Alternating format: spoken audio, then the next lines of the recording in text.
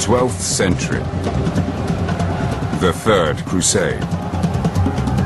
Two great leaders would come to symbolize the struggle between the empires of Islam and Christianity. Saladin, the Arab world's greatest champion, and Richard the Lionheart, Christendom's finest warrior.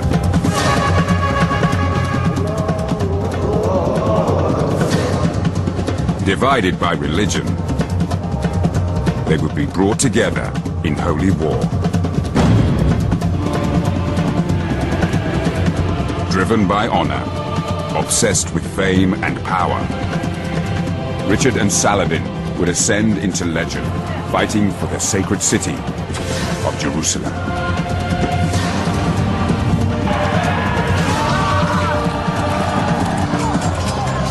Based on the latest research from both Muslim and Christian sources, this is their story.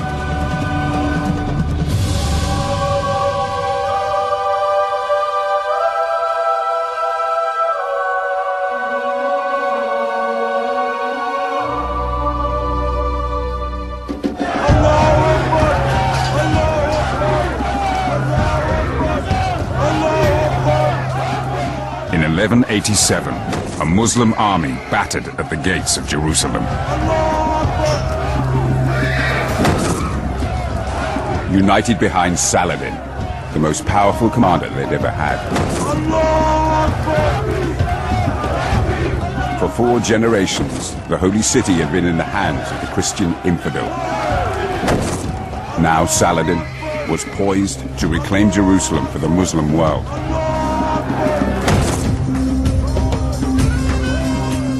Inside the holy city, the Christian population panicked. Mothers hacked off their daughters' hair in the hope that Saladin's men wouldn't rape them. Monks hid their sacred icons. They had good reason to be terrified.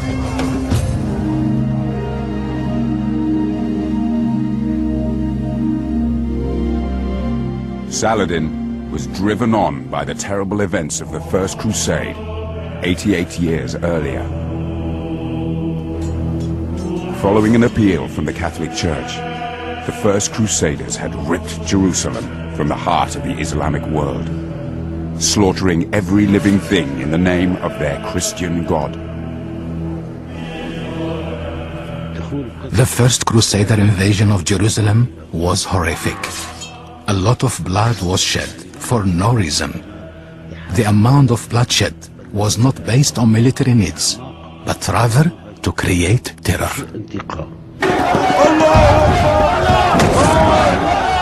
Now, Saladin had gathered his own terrifying army. He believed that soon Jerusalem and victory would be his. Islam could take its revenge for the First Crusade.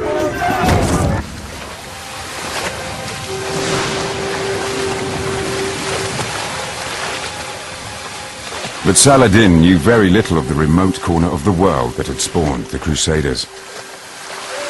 Europe.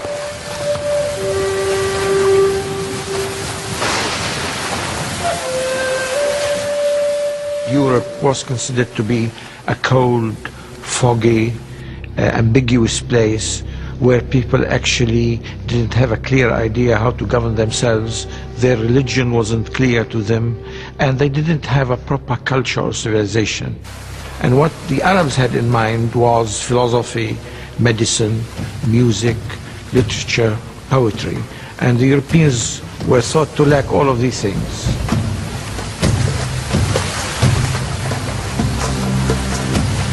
Contrary to Arab belief, Western society was increasingly sophisticated and strong.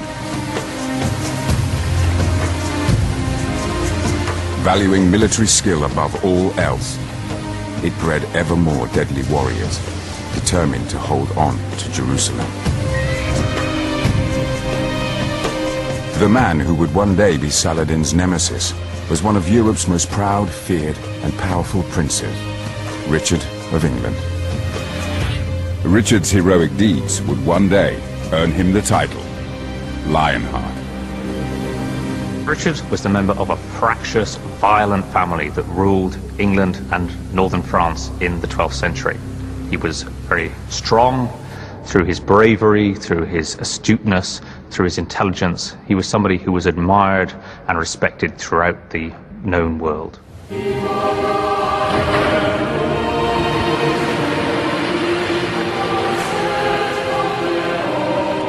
A devout Catholic, Richard came from an intensely religious society, obsessed with Jerusalem. The Holy City was thousands of miles away, but it was the epicenter of his faith. Here, Jesus Christ had lived and died. Since the First Crusade, generations of knights had fought to keep it in Christian hands. It was a deeply felt belief within Christian society at this time that if the land on which Christ had walked, if the city in which he was buried was not in Christian hands, that was an affront to their God, that their God would feel that they had let him down. Also, if Jerusalem was in the hands of men of another faith, the pilgrim route to Jerusalem might be barred for generations unless you controlled that route and the holy city itself.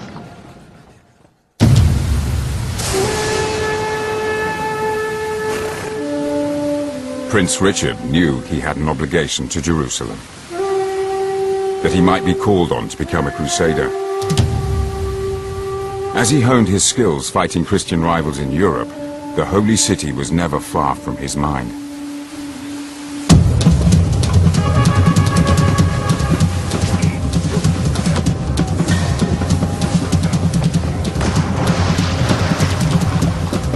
Jerusalem was in Richard's blood.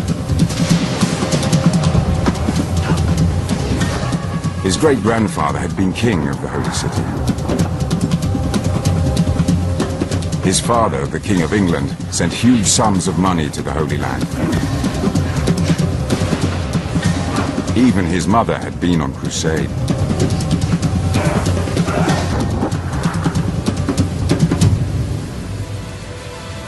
It was natural that Richard would follow in his ancestors' crusading footsteps.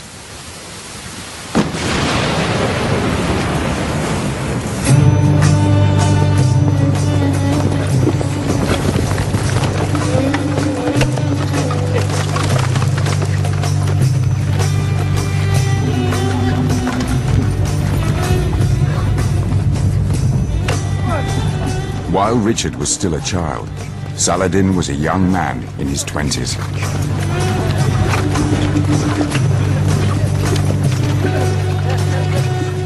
As a polo-playing cavalry officer, he never imagined a future as one of the Arab world's greatest heroes. He wasn't even an Arab.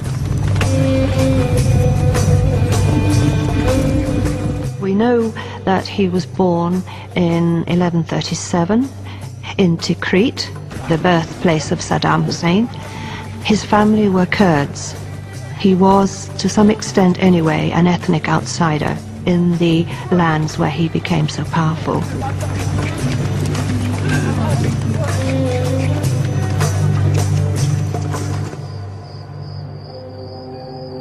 As Saladin came of age, descendants of the first European crusaders, known as the Franks, were fortifying their new kingdom of Jerusalem.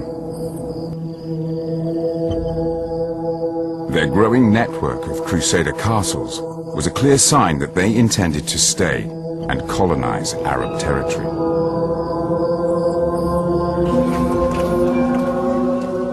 But the Arab world did nothing. It was paralyzed by internal conflicts. There wasn't a unity of purpose in the Arab world. It took the Arabs and the Muslims a long time to work out a formula by which they can actually counterattack. And this didn't happen until after the First Crusade had taken deep roots in society.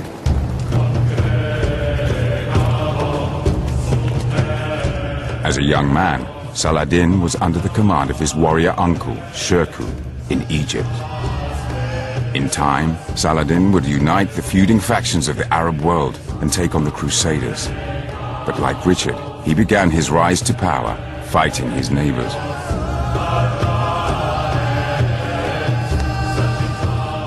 As Egypt's ruler, Shirkuh ordered Saladin to stamp out his Muslim rivals. An unlikely beginning for Islam's holiest of warriors.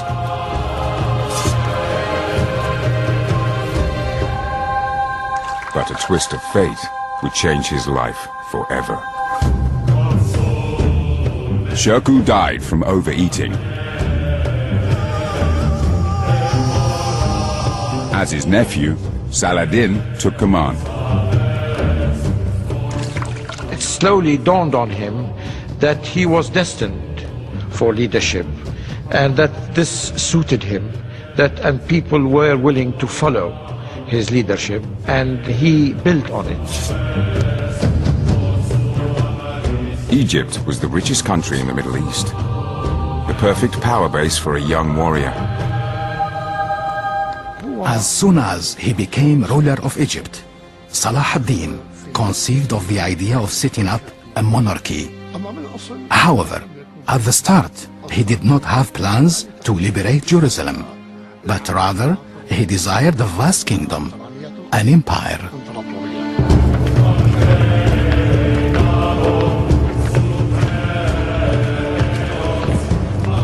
Saladin spent the next decade attacking his Muslim neighbors.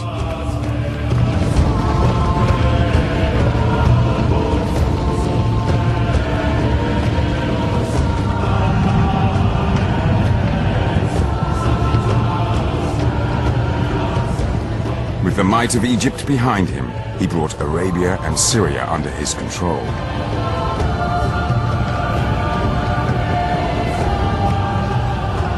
Only a small enclave was left untouched. The Crusader-occupied Kingdom of Jerusalem.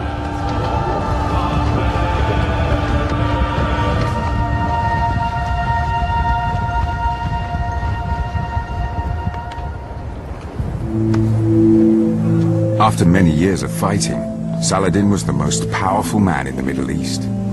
But now approaching 50, he was criticized by Muslim holy men.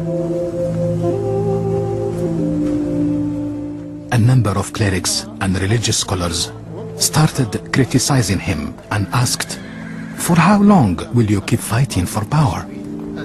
People were asking him to stop the bloodshed of Muslims. They said, "Enough is enough."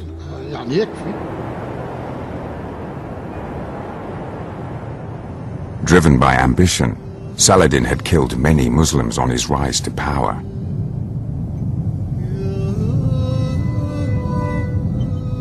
Now he searched for a way to atone and show he was also a pious man.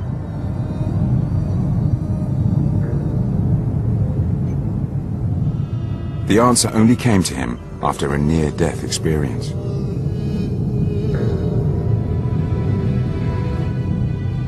In the spring of 1185, he fell gravely ill. On the brink of death, Saladin called his holy men to him.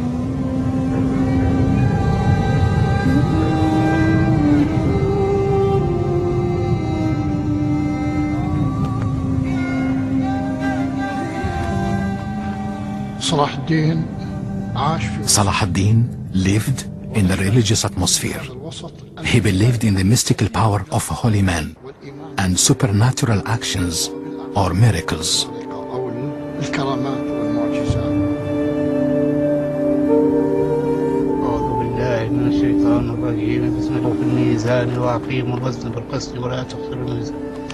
While listening to his holy men read from the Quran, Saladin had a revelation.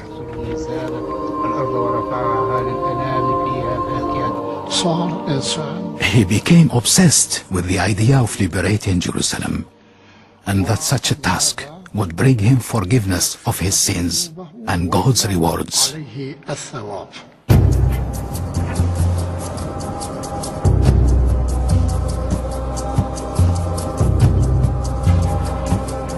As Saladin began to recover, His belief that God had spared him from death so that he could retake Jerusalem dominated his thoughts.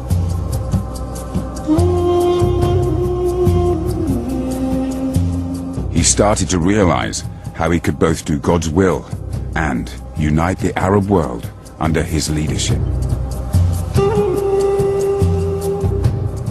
He would use the power of religion to create an indignant rage in the people of Islam.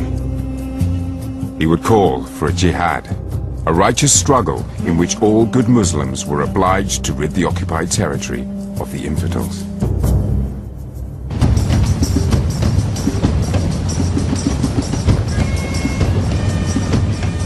Saladin spread news of his jihad throughout the Middle East. His scribes wrote of a new holy war. Saladin wanted to remind everyone of the importance of Jerusalem to the Muslims.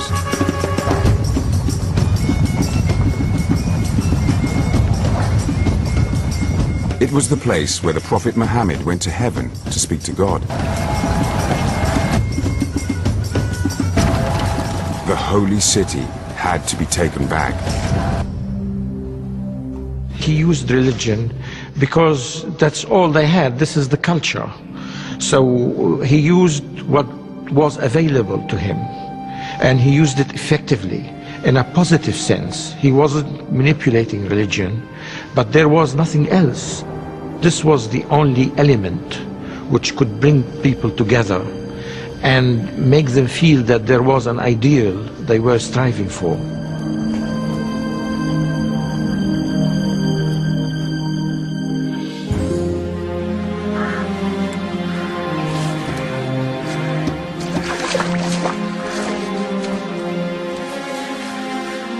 Crusaders returning from the Holy Land brought news of Saladin's rise to power and the precarious position of the Franks in Jerusalem. But Richard and Christendom's other European leaders were preoccupied fighting each other. They felt that they could spare no men to intervene in the Holy Land.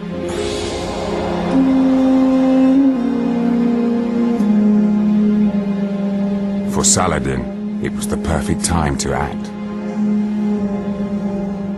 Once Saladin had built up this confederation of people from Egypt, Damascus and northern Syria, and created this moral pressure on people to join in his jihad, he then had to deliver. There was an immediacy, a need for him to fight the Christians in 1187, otherwise the confederation would break up.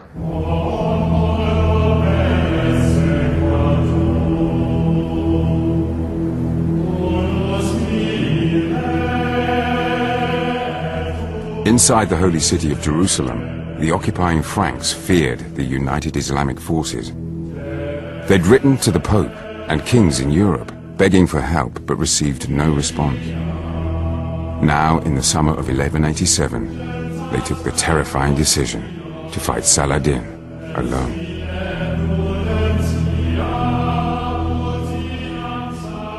It's not a decision that people took very often in the Middle Ages. To risk a battle against so successful a commander with such great resources at his disposal as Saladin had, meant that you were taking 3-4 times the normal terrible risk. The Franks in Jerusalem put their faith in an extraordinary weapon. A fragment of wood on which they believed Christ was crucified. To medieval Christians, the true cross was imbued with great power.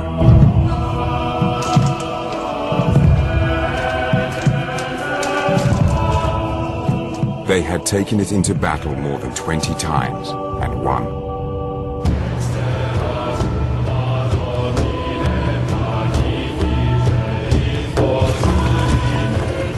Heartened by the presence of the true cross, the Knights of the Kingdom of Jerusalem marched out to face Saladin.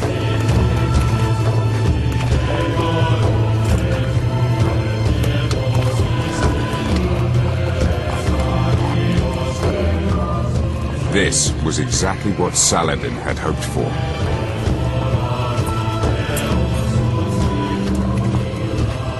Luring the Franks away from the safety of Jerusalem's walls, he drew them 20 miles into the barren hills of Hattin.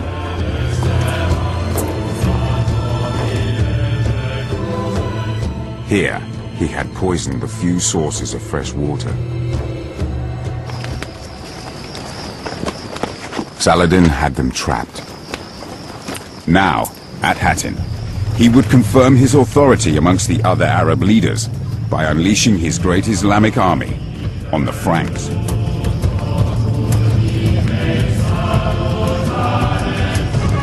He ordered his troops to attack and torch the Crusader camp.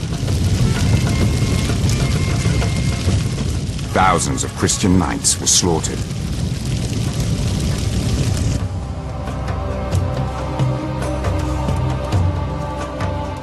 At Hattin, Saladin destroyed the bulk of the Franks' army. The true cross was also his. But Saladin did not destroy the Christians' great religious symbol. Saladin personally, the true cross was a worthless piece of wood. As a Muslim, he believed that Christ was a prophet, but he did not believe that he was the Son of God, and therefore he could not attach the same spiritual significance as the Christians did to this object. Saladin was aware, however, that the Christians were highly, highly attached to the true cross, and if he was going to surrender it, he would want something very, very worthwhile in return. The true cross might prove useful to Saladin, but the jihad was not yet over. Jerusalem was still in Christian hands.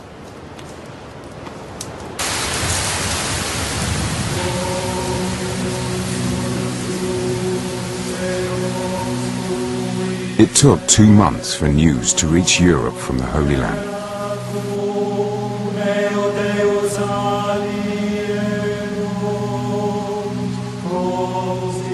Word of Saladin's victory at Hattin brought an increasing sense of unease to Richard of England. He knew the road to Jerusalem would now be wide open for Saladin. The holy city could fall, and he would not know about it until it was too late. Richard's worst nightmare was about to come true.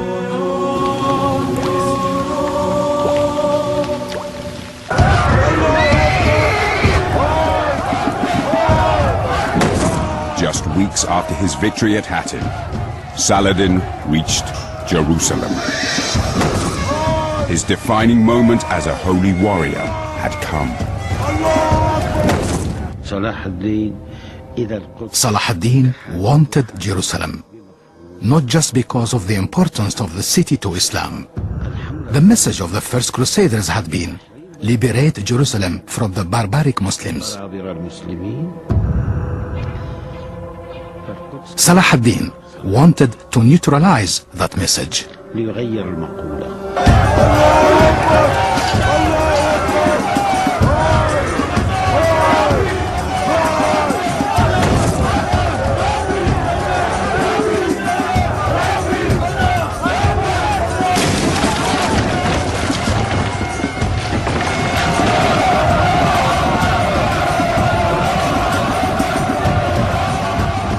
Jerusalem was at Saladin's mercy.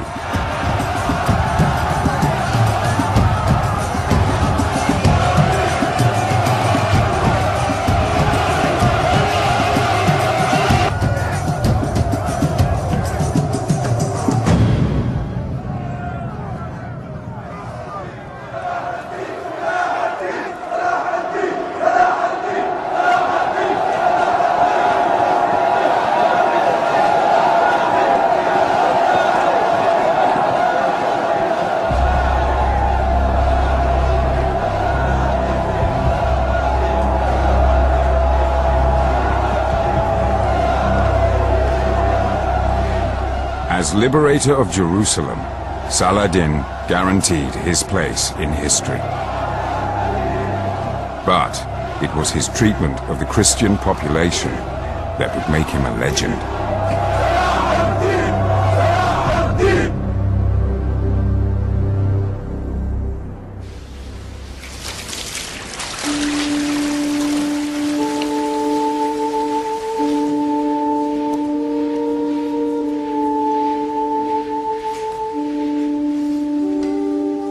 Saladin decided not to cleanse Jerusalem with Christian blood. He preferred rose water.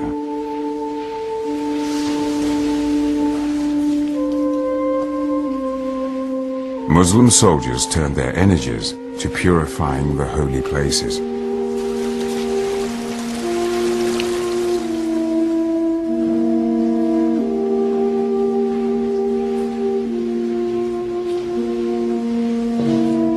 On Saladin's orders, the Christian descendants of the first Crusaders were allowed to live. Saladin softened the sharp calls for revenge. After capturing the city, he said, nobody will be killed. He banned the killing.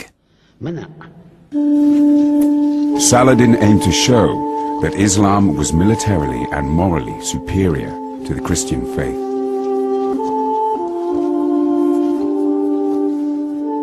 Saladin decided to teach the Crusaders a lesson.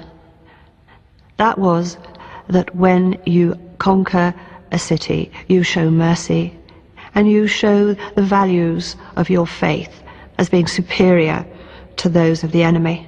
And that was the lesson of Jerusalem in 1187.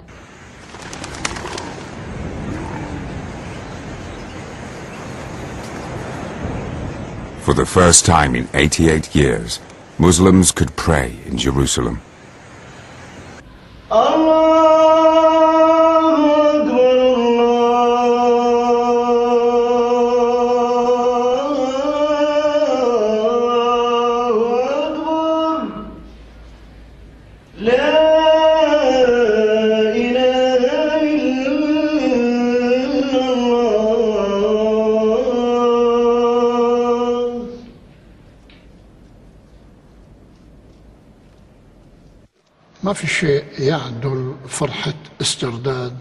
There is nothing comparable with the restoration of an occupied homeland and achieving victory. Jerusalem is the sister of Mecca and Medina. So being a Muslim and an Arab, a lot of passions accumulate. Saladin had a feeling of unlimited exaltation, and he became then the main leader in the Islamic world.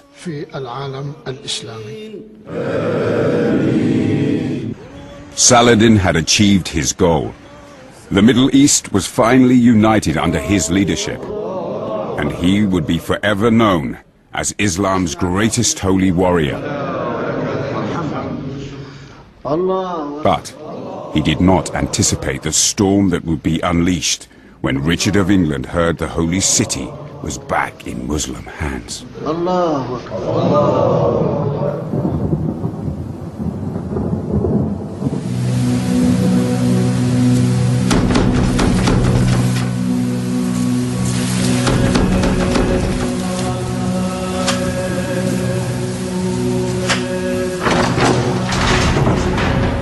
loss of Jerusalem was a disaster for Richard and the Christians in Europe.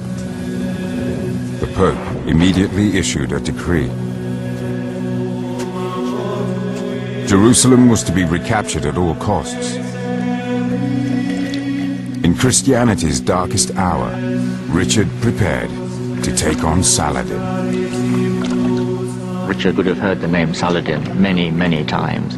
He would have known of Saladin's huge success as the leader of the Muslim world, the opportunity to match himself against someone so famous was an opportunity not to be missed.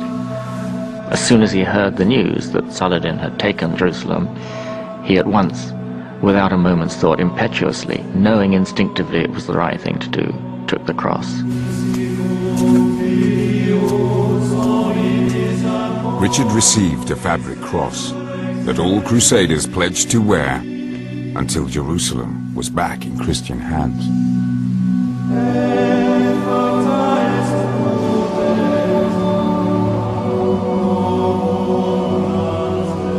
Richard would know that if he could lead a crusade that recaptured Jerusalem, he would go down in the annals of history as one of the greatest heroes of Christendom.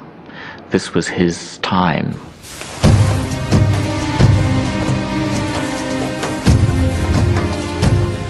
When Richard, the greatest knight in Europe, became a crusader, thousands followed his example.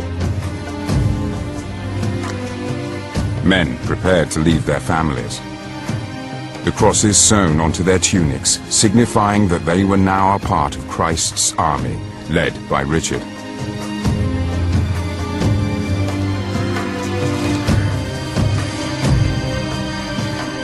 Men who had never left their villages would travel 2,000 miles to join him in the fight for Jerusalem.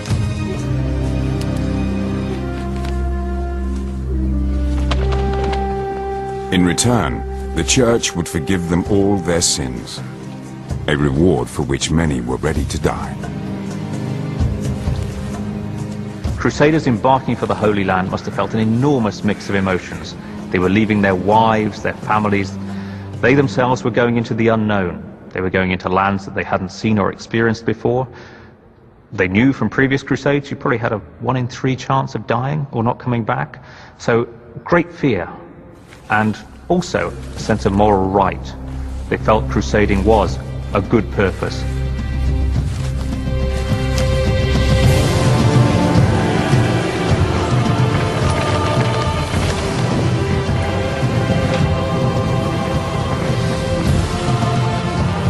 In the summer of 1190, Richard, now King of England, set sail for the Holy Land. Richard had spent a fortune on provisions. It was said he would have been prepared to sell London to aid Jerusalem.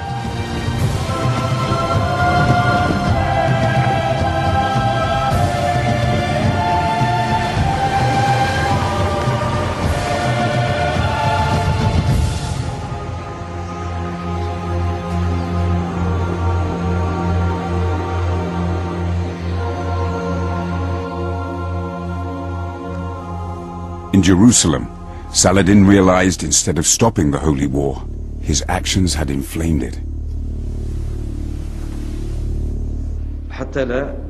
Saladin's council was becoming increasingly concerned. They knew that Richard's army was sailing to join Franks released from Jerusalem, who had regrouped 100 miles north and were now besieging the Muslim port of Acre.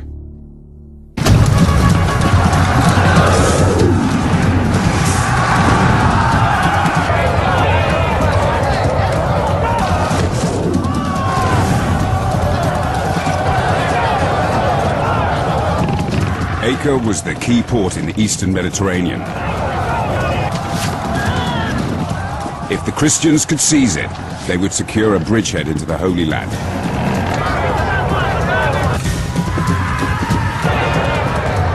But if Saladin could break the siege, he could force the invaders back into the sea.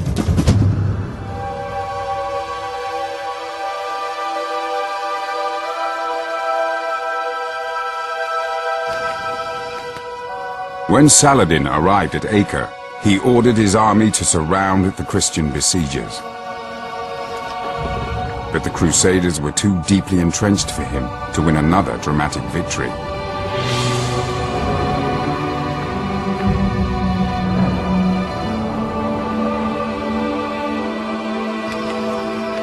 The siege was a stalemate. Now Saladin decided to starve the Christians into submission.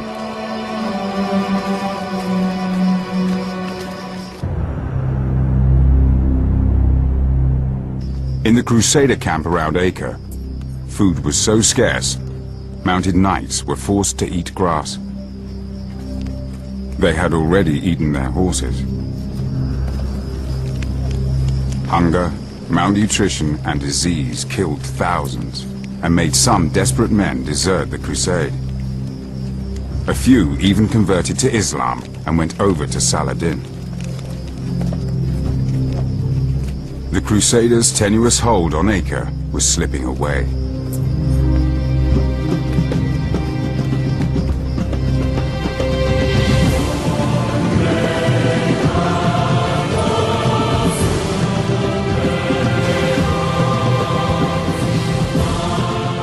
after months at sea, in May 1191, Richard, King of England, sighted the Holy Land for the first time.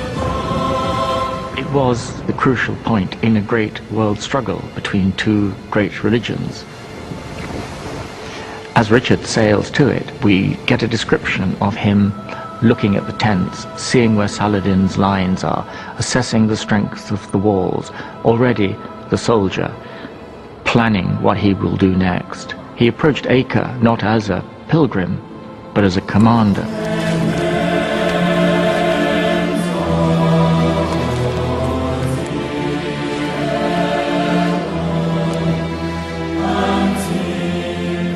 Richard's arrival brought a new sense of hope to the desperate men at Acre.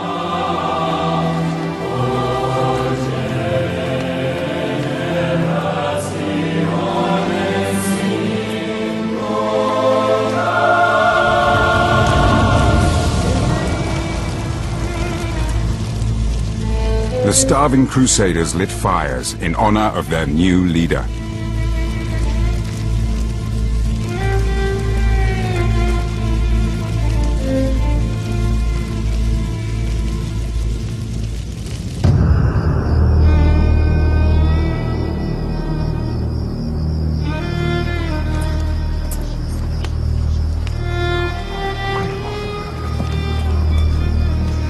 In the Muslim camp above Acre, Saladin sensed that in Richard he would face a difficult opponent.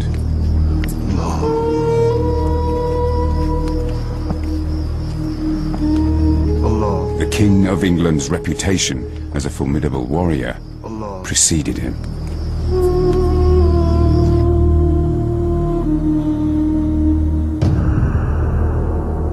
But at the city walls, the Crusader catapults were quiet. Richard was ill with the deadly camp fever and incapable of fighting. He was confined to his sickbed, but Richard knew there were other ways of winning a war. One of the first things he did was to send a message to Saladin saying, "Can we have a summit meeting? Let's you and I meet face to face and sort this out." Now, no crusading commander had ever done anything like this before. It was unprecedented. Richard sought to establish a personal relationship with Saladin to try and win the war with diplomacy. The idea that they were not just your great enemy whom you fought and hoped to send to hell, but someone you could talk to. Partly it's Richard's belief that he could persuade people. If only he could meet them and talk to them, then he could get through to them. They could bring an end to the whole business of the crusade on terms that suited Richard by talking to Saladin himself.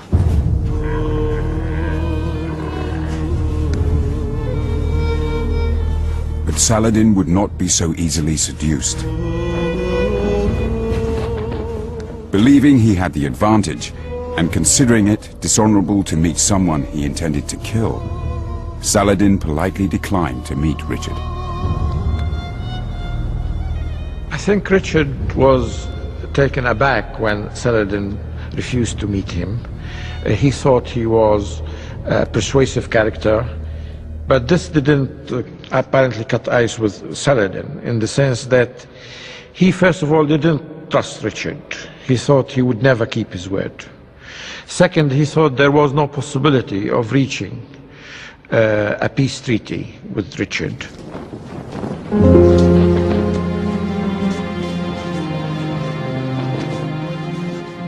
Early attempts at diplomacy failed, but Saladin decided to show Richard that he followed the chivalric code as well as any Christian knight.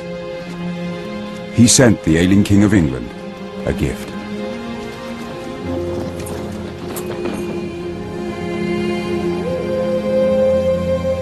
Saladin was proud of his reputation as a generous man.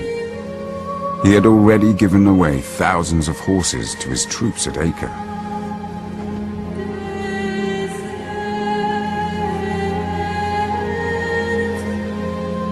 To Richard, he sent fruit for his illness.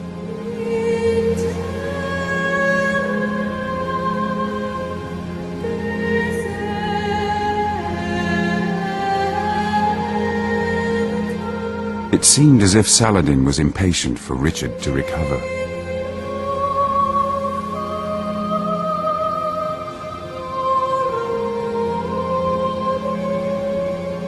Soon, Richard was well again, and he descended on Acre.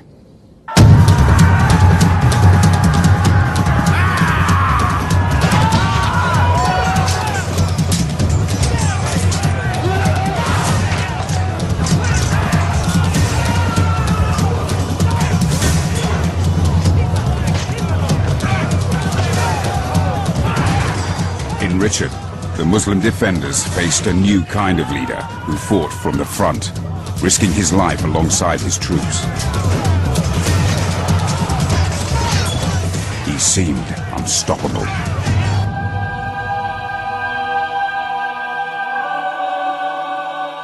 The Muslim defenders were facing the crunch. The arrival of Richard meant that the pressure exerted by the Christians was now almost unbearable. They were very, very short of food, and Saladin didn't seem to be able to offer them relief. From his hilltop camp, Saladin could do little to help. But he refused to let the Muslims in Acre surrender.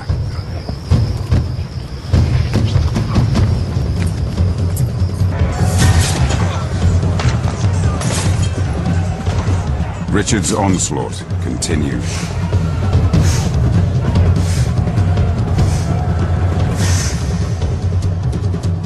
The Muslims resisted for almost a week, and still no relief came from Saladin. It seemed like the people of Acre were being left to die.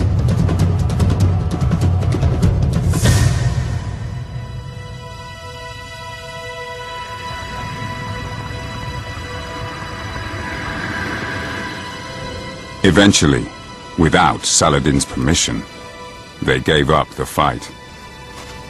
In the end, they forced his hand.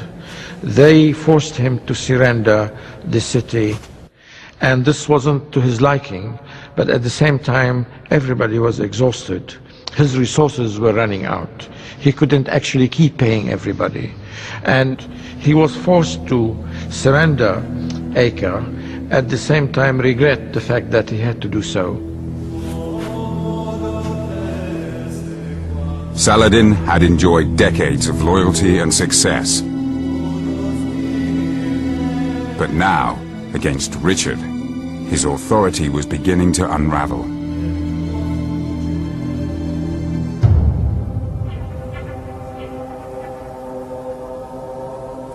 Christianity's new holy warrior had brought his own brand of hell to the Orient.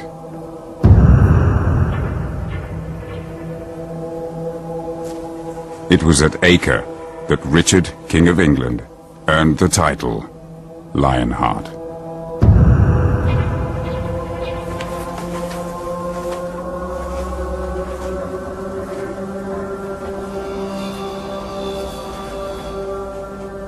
Victory at the Siege of Acre was a great breakthrough for Richard.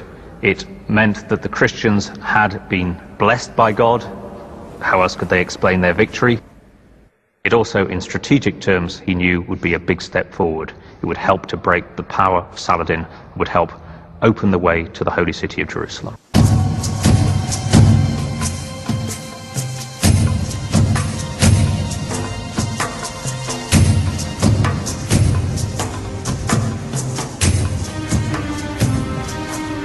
With the Muslim-held port of Acre back in Christian hands, Richard the Lionheart, King of England, had completed the first stage of his quest for Jerusalem.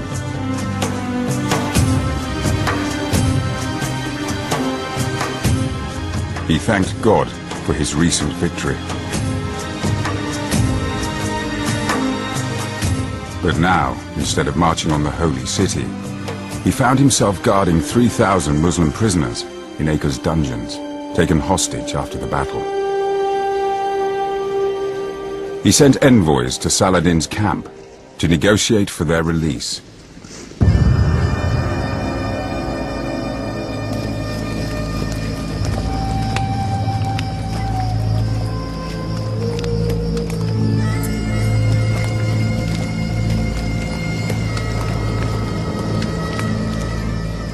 In exchange for the prisoners, Saladin was asked to give back Christendom's greatest holy relic,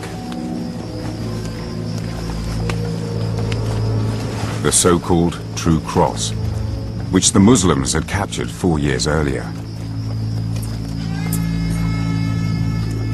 Christians believed it was part of the wood on which Christ was crucified. Saladin knew Richard valued the True Cross highly, and hoped the Crusaders would not want to continue their march on Jerusalem without it. Risking the lives of 3,000 of his fellow Muslims, he delayed the exchange. Stuck in Acre, Richard's crusade ground to a halt. As the weeks passed, his fellow holy warriors occupied themselves in Acre's famous brothels.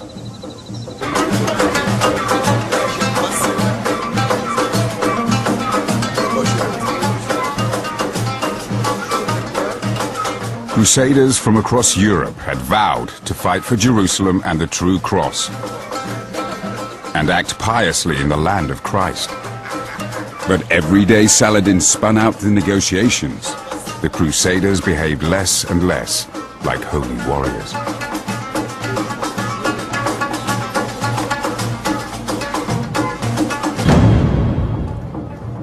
In the dungeons below, the Muslim prisoners could not understand why Saladin continued to delay. They grew more and more fearful. Eventually, Richard decided his march on Jerusalem could wait no longer. He ordered the prisoners to be taken from their cells. They couldn't just stay at Acre, as month succeeded month, waiting, perhaps, endlessly. To leave so many fighting men in captivity in Acre would have entailed money. A great many men would have to guard them. This, he calculated, was a cost that he could not bear. In the end, he has them slaughtered.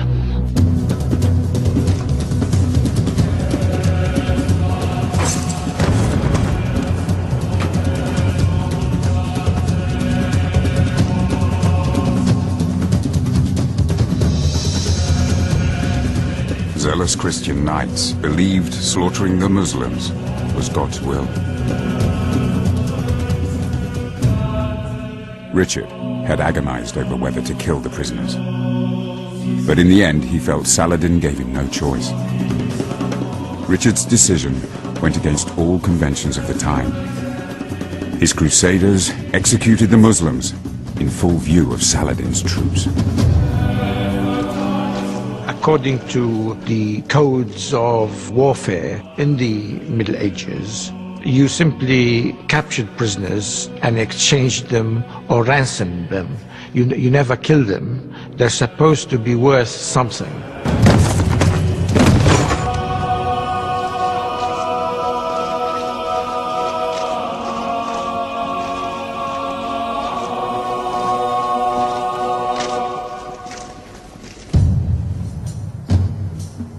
With the prisoners out of his way, Richard was free to continue his crusade to Jerusalem. And with his new reputation for brutality, other Arab cities would now think twice before opposing him.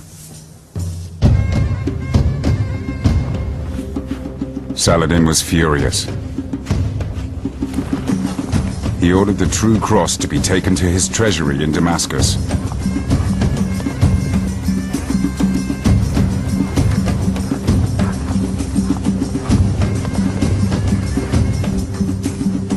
The relic was lost to Christendom forever. Now, with neither man trusting the other, both Richard and Saladin prepared to intensify the holy war for Jerusalem.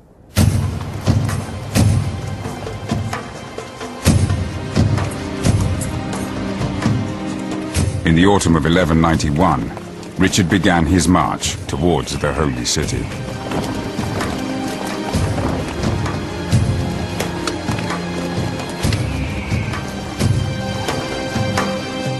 The first stage on the road to Jerusalem would take him to the port of Jaffa, 60 miles to the south.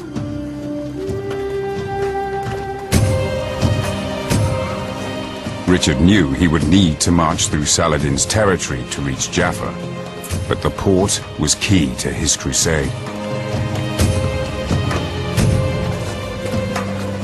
Saladin knew, as they knew, that if they once held Jaffa, they would have a bridgehead, the most convenient bridgehead for the march inland to Jerusalem. Saladin was determined, if at all possible, to stop them taking Jaffa. Saladin's army shadowed Richard's march. His cavalry harassed the Crusader lines. Stragglers, exhausted by thirst and heat, were isolated from the main body of the Christian army and shown no mercy. Slaughtered in revenge for the massacre at Acre.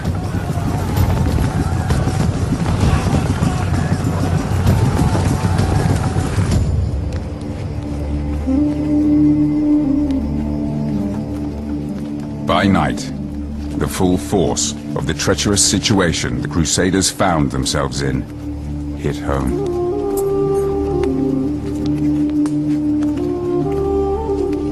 Men took strength from prayer and the proximity of their ultimate goal, Jerusalem. Richard knew he risked everything, exposing almost all the Crusader forces to the perilous march. Tarantulas emerged at night to bite the Crusaders.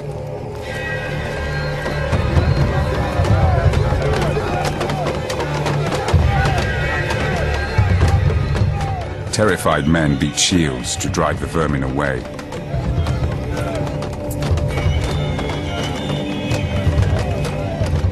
In the minds of the Crusaders, this endurance test, if you like, was something sent by God. Churchmen would explain setbacks and hardship in those terms. God really does want you to succeed, but to make sure, you've got to prove it. You've got to undergo these ordeals and come through them.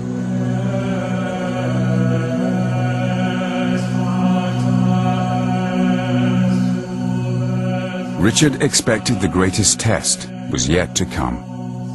An all-out attack by Saladin.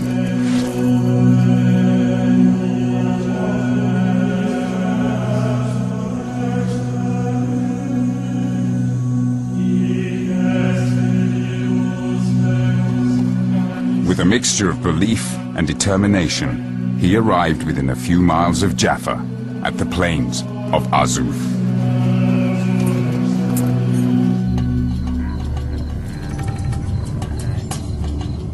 At Azuf, Saladin intended to stop Richard with an all-out attack. Saladin risked a full-scale battle to stop this steady march southwards. The Crusaders were determined to get to Jaffa. There was a head-on conflict between the two great armies. As Saladin's lines advanced, Richard commanded his Crusaders to hold formation.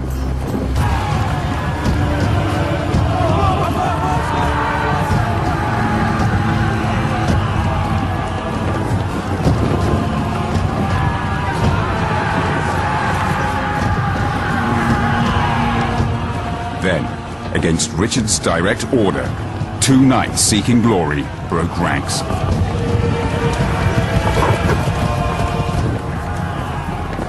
Richard saw this. He was horrified. It was the last thing he wanted. It was vital that the Christians maintain formation. Yet, he reacted to it. He saw that if this charge took place, the Christian force would be fragmented. He needed to keep his men together. And immediately he said, right, okay, if they've gone, we'll all go. And he ordered a general charge.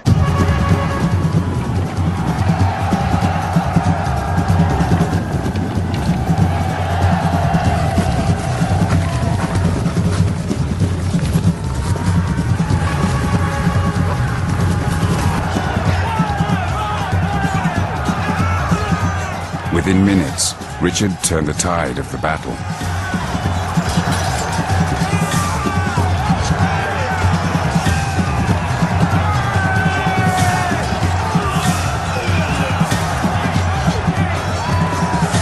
To the Muslims, the King of England seemed to possess superhuman power.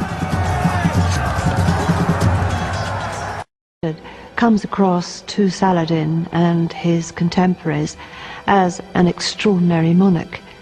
He's described as an extremely courageous and clever warrior. The Muslim army fled in confusion from Richard's ferocious attack.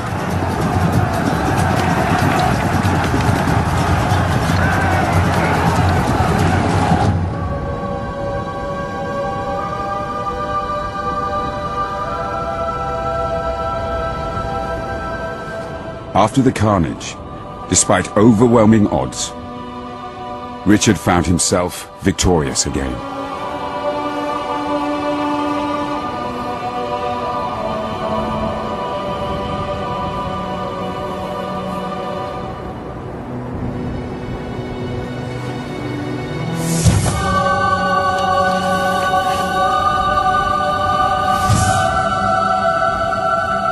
By taking the city of Acre, the city which had dominated, as it were, world news for the last 2 years, and then winning the Battle of Arsuf, Richard had, within a short space of time, destroyed the reputation that Saladin had built up over several decades of being an unstoppable, successful politician and soldier. With Saladin now defeated, Richard entered Jaffa unopposed.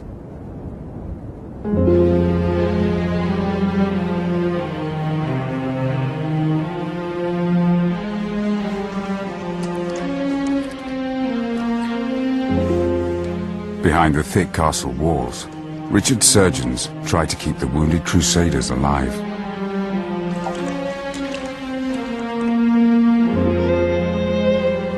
Many of these exhausted men would now be expected to march inland to Jerusalem. Hundreds had fallen, and every death made Richard's quest more and more difficult.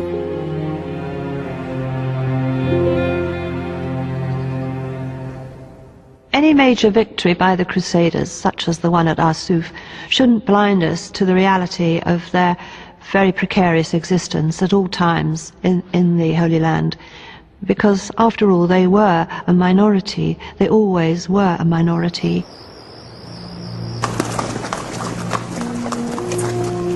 Inside Jaffa, Richard began to realize how vulnerable his crusade was.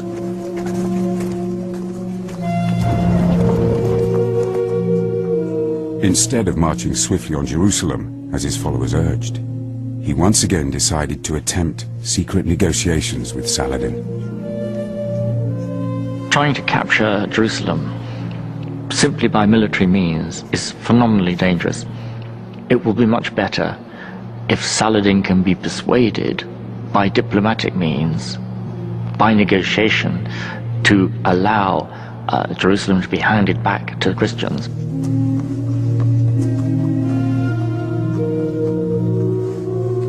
Richard wrote a private letter appealing to Saladin's famous generosity.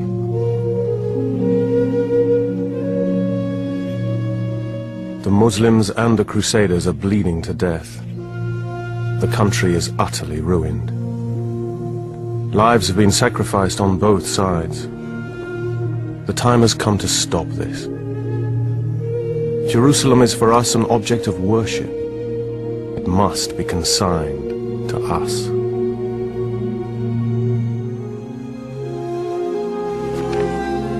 But the holy city was also sacred to Muslims. Richard does not know just how centrally important Jerusalem was to the Muslims. He probably overestimates his ability to persuade Saladin to give up this city, thinking it doesn't mean so much. Saladin has to dissuade him, persuade him. I know Jerusalem means as much to us as it does to you.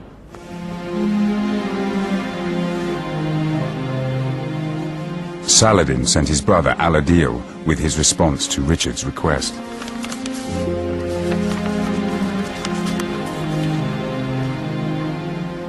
القدس لنا كما هي لكم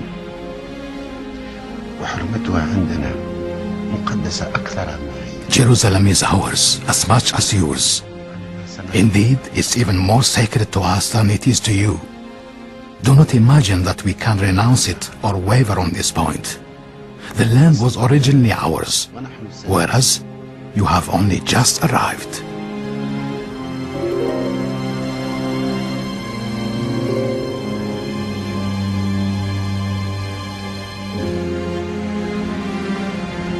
Jerusalem was a sacred Islamic site, where the Prophet Muhammad ascended to heaven. Saladin would never give it up. His status in the Arab world depended on retaining it. But he was completely unprepared for what happened next.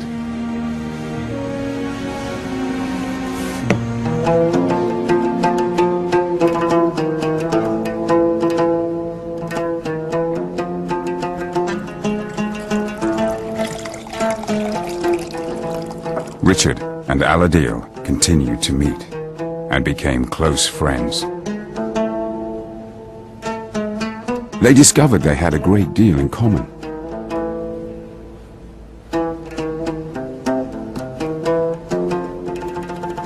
Men like Richard and Al-Adil both believe they have been born to rule, to lead armies, to enjoy hunting, to enjoy hawking, to enjoy fine horses, to enjoy music. They have so much in common that once they get talking, it's not surprising they appreciate each other's qualities.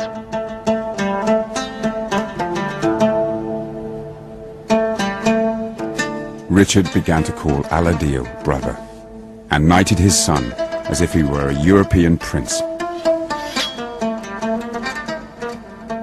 The massacre at Acre seemed a distant memory.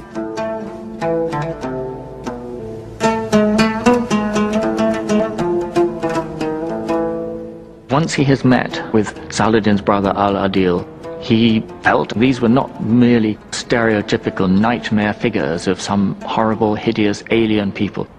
And from that moment on, the rest of the crusade, there is nothing remotely approaching the slaughter of the garrison of Acre. With Richard on crusade were his wife Berengaria and his sister Joanna. His sister would be an essential part in his new diplomatic thrust for the Holy City.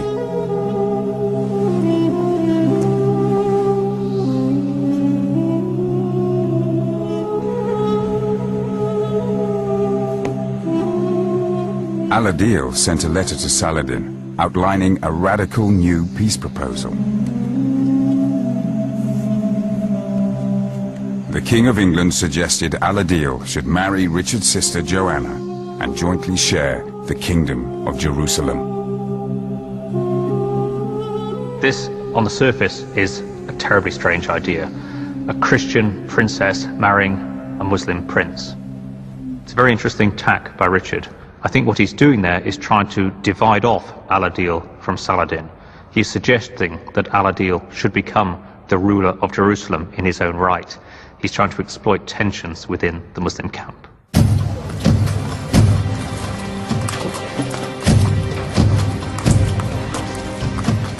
Richard the Lionheart was happy to negotiate with Al-Adil, but he neglected to consult Joanna.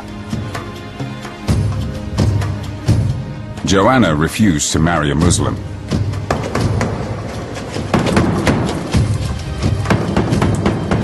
And Al-Adil refused to convert to Christianity. The wedding was off. She was a divorced woman in the first place.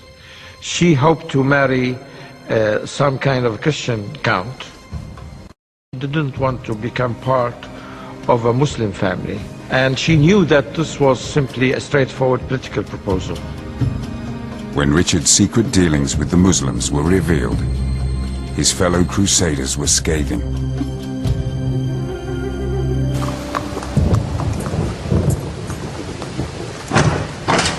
The Church preferred to drive the infidel from the Holy Land by force.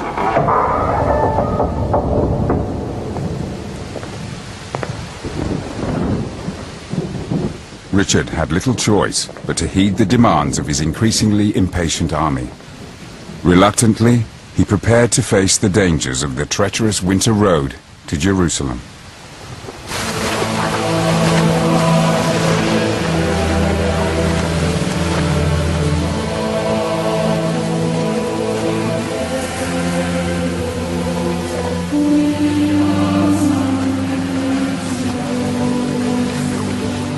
Despite weeks of torrential rain, the devoted Crusaders struggled on.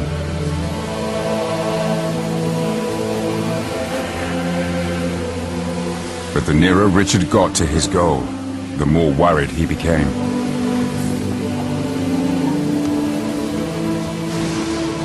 Just 6 miles from the Holy City, Richard brought his army to a halt.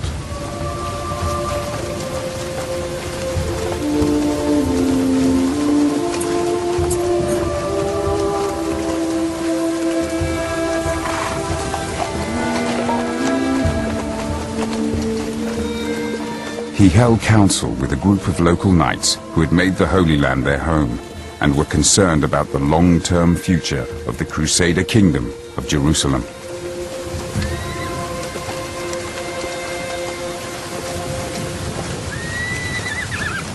It became clear, and this is what Richard was told above all by the men who had lived all their lives there, who knew the country well, who understood its problems, that it just wasn't on. Even if they were to succeed in capturing Jerusalem, they wouldn't be able to hold it for long. Part of the trouble was that those who were keenest to go to Jerusalem, those who pushed hardest for this march, were precisely the people who felt themselves to be pilgrims. And as pilgrims, once they had fulfilled their vow of getting to Jerusalem, would then go home, abandoning the city that they had struggled so long to take, and they would lose it again quickly. What was the point of that?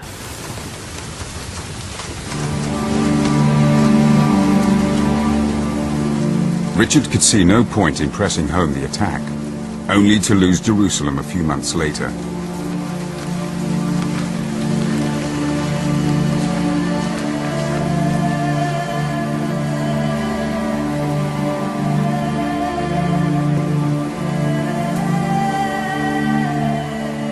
On the advice of his local knights, he decided to turn his army around and march back to Jaffa.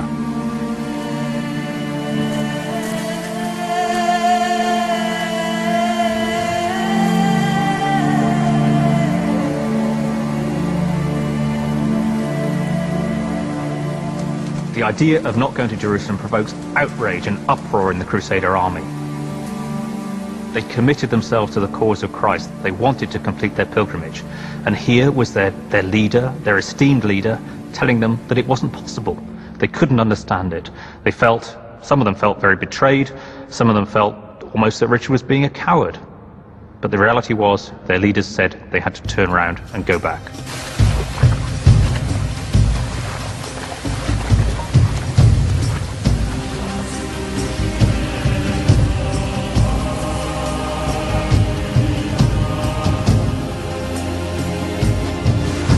Their hopes shattered. Many pilgrims died of exposure.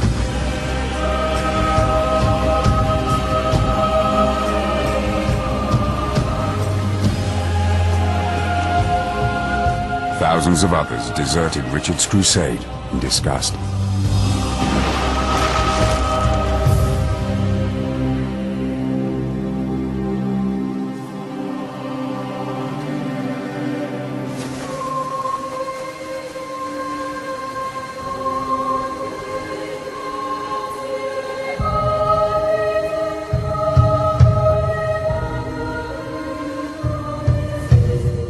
In Jerusalem, Saladin gained little political capital from Richard's retreat.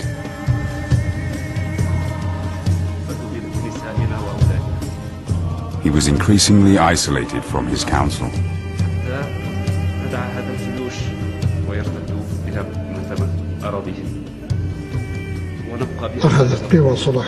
Salah ad-Din's power started declining. He had reports that it was becoming impossible to find soldiers or supplies. He also received news from Damascus stating that even if trees of the fertile oasis were cut, there was no more timber to make weapons like arrows and catapults.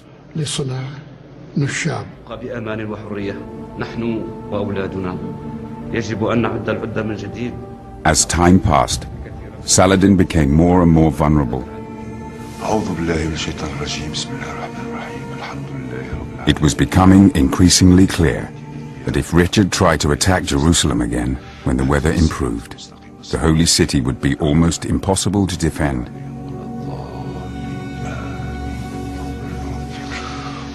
It seemed only a matter of time.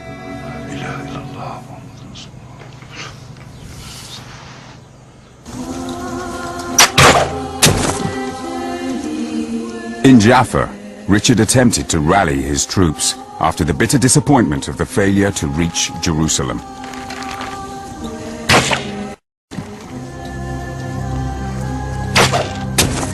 Then he received some devastating news from England. His brother, Prince John, was attempting to seize power from Richard in his absence. Richard was urged to stop the Crusade and return to England to fight for his crown.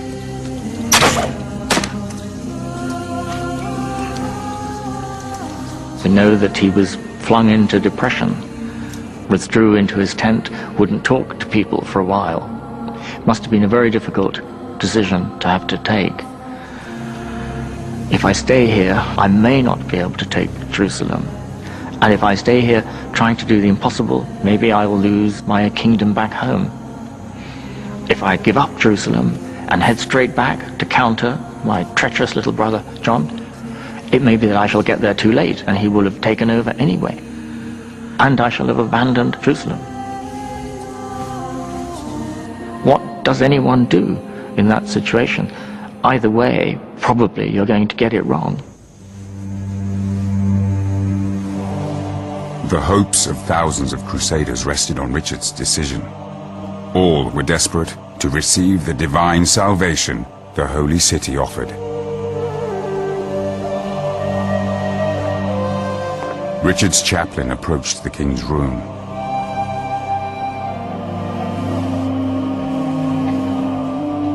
In a desperate plea, he attempted to shame Richard into making the decision they all yearned for. Pray consider deeply in your heart how God has honored and magnified you with countless triumphs and successes. If you desert Jerusalem, it will be the same as if you left it to be destroyed by its enemies.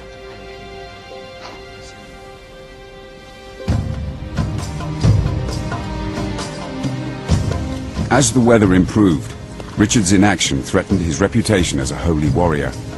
It seemed he had little choice but to make one last advance on Jerusalem.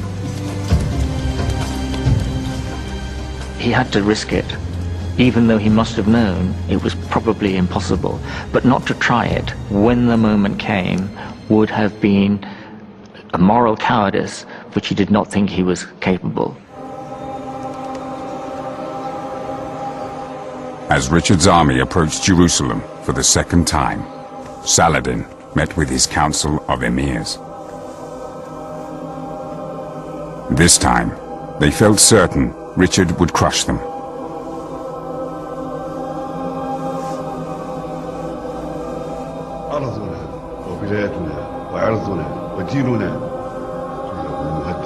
Saladin's secretary, Biha al-Din, demanded they pledge to defend Jerusalem to the death. But no one spoke. Saladin was incensed. If you give way, the Westerners will roll up this land like the rolling up of a scroll.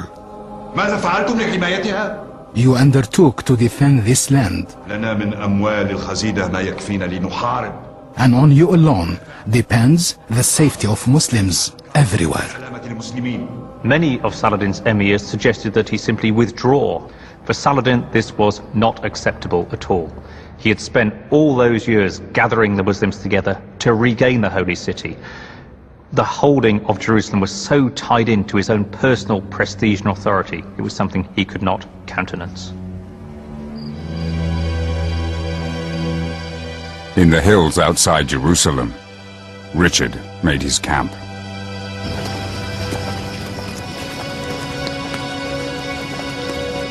Crusaders prepared for martyrdom.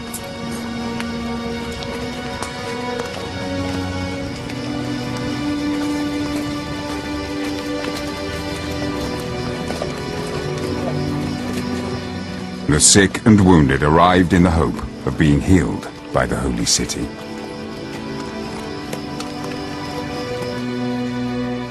Richard was tantalizingly close to his ultimate goal. But on the eve of battle, he was haunted by the fear of failure. There's a story told that on one patrol, he got close enough to Jerusalem to be able to see the Holy City itself.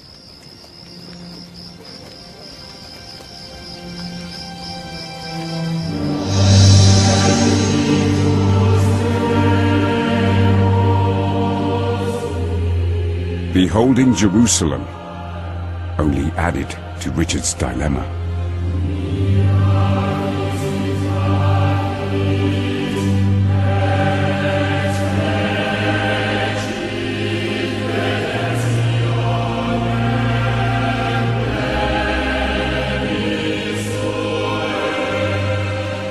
Realizing that he was so close, he flung up his cloak, covered his eyes, saying, "I will not see that which I cannot capture." Just as before, the closer Richard got to taking Jerusalem, the greater his doubts became about holding the city.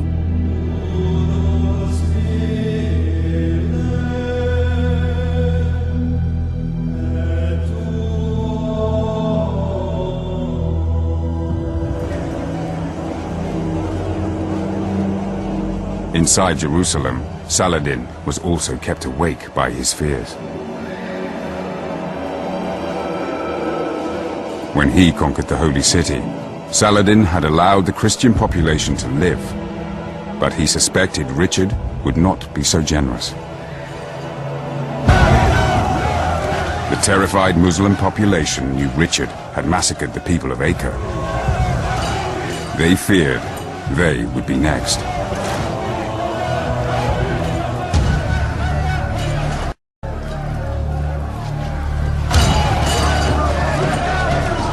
They prepared to defend their holy city with everything they had.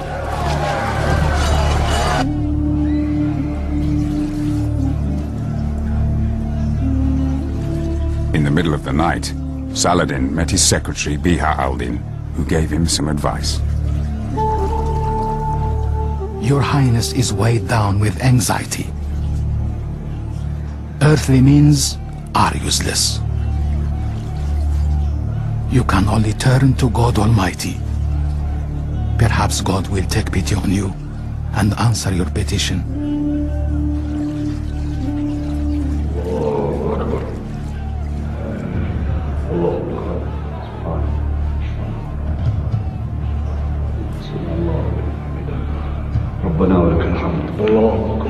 Saladin and the whole of Jerusalem braced themselves for Richard's onslaught.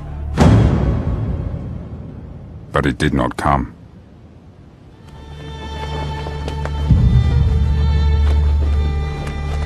The Crusader camp was deserted. On the verge of achieving his goal, once again Richard had ordered his men back to the coast.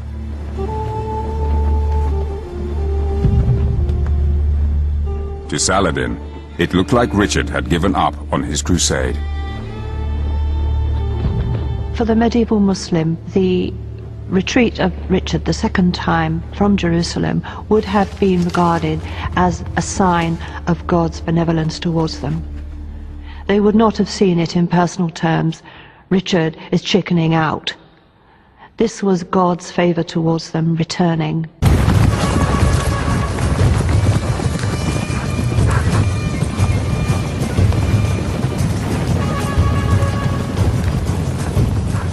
Richard had retreated to Acre.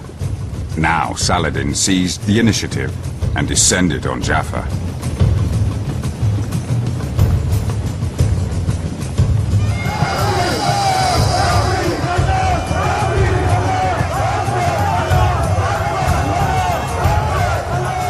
The port was quickly overrun.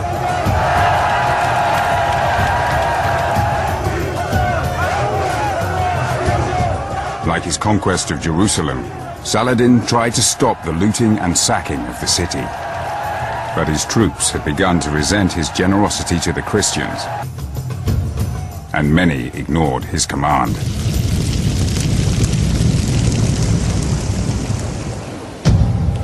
Worse news was yet to come for Saladin.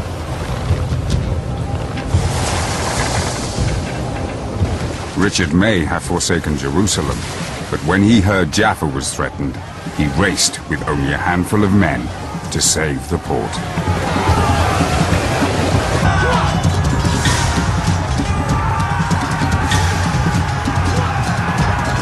Richard mowed down everyone who dared challenge him.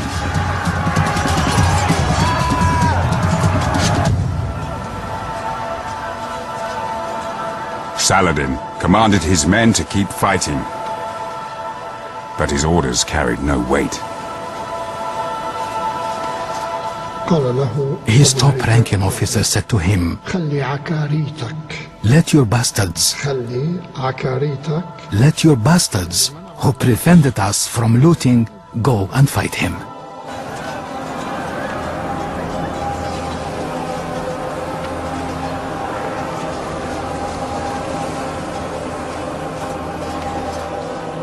Saladin had no response to the insubordination.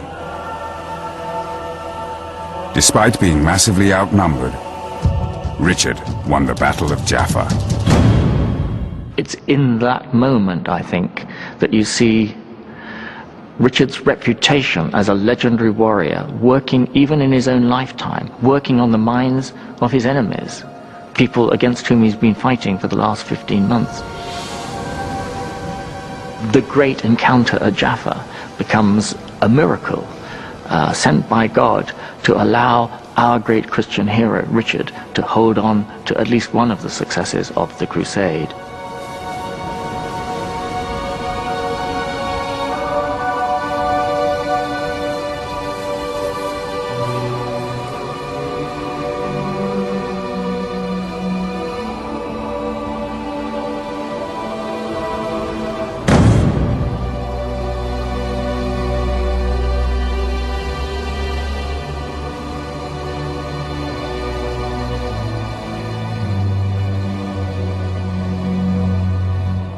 With Richard sick from exhaustion, neither man could continue.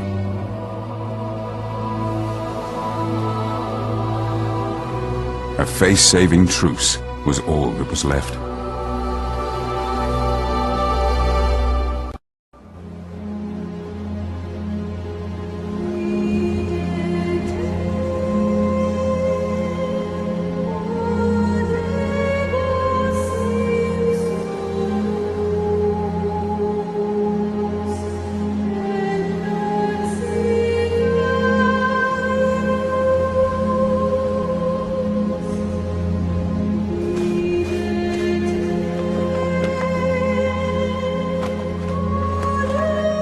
At Jaffa, Richard had saved his reputation as a holy warrior, but his crusade was over.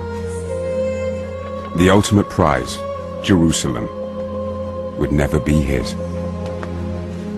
Under the treaty, Richard kept control of Jaffa and Acre and a stretch of the coast, but the holy city and everywhere else remained in Saladin's hands.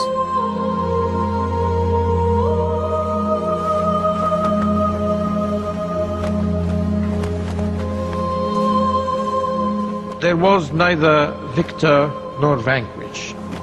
At the same time, Saladin had clearly won a decisive victory in regaining Jerusalem, and as long as he managed to keep it, the other side would consider this to be some kind of a defeat. Although the truce confirmed Jerusalem as his, for Saladin it it was too late. His authority over his empire was on the verge of collapse. He died 6 months later, aged 56.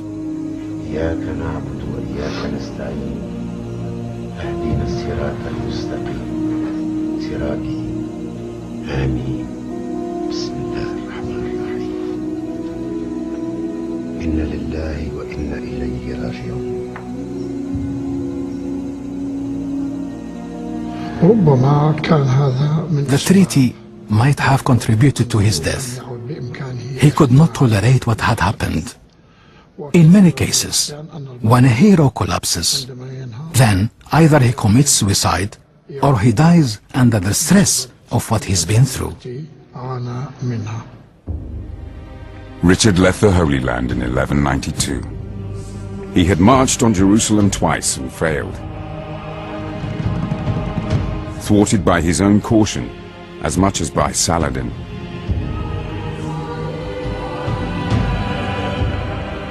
He died fighting fellow Christians in France, aged 42.